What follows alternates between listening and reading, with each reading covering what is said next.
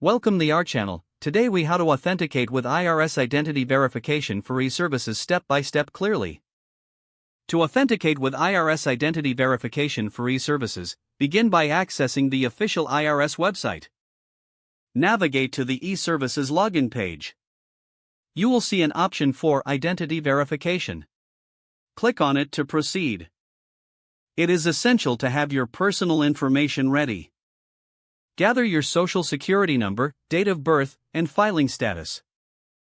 You may also need details from your most recent tax return. Once prepared, click the Start button to begin the verification process. The system will prompt you to enter your social security number. After entering your social security number, click Continue. Next, provide your date of birth in the required format. Click Continue once your date of birth is entered. You will be asked for your filing status. Select the appropriate option and click Continue. Now, you need to enter the address from your last tax return. Make sure to input the information exactly as it appears on the return. After entering your address, click Continue.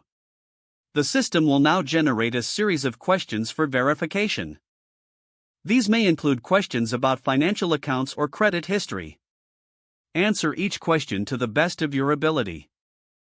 Once you have completed all the questions, click Continue. The system will review your responses.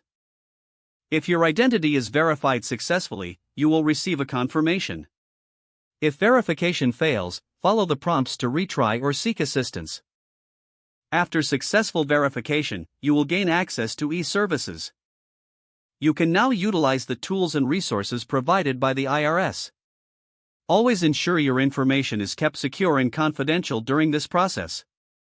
If the page does not load, refresh the browser or try again in a private or incognito window. Make sure you are using the correct email address, then retype it carefully to avoid small typos. If your password is not accepted, use the reset option and create a new strong password you can remember. Check your spam folder for verification or security emails, then complete any requested confirmation steps. Enable two-factor authentication if available to improve account security and reduce unauthorized access risk.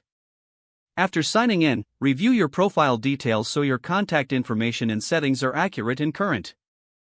Don't forget to like this video and subscribe to our channel for more step-by-step tech guides.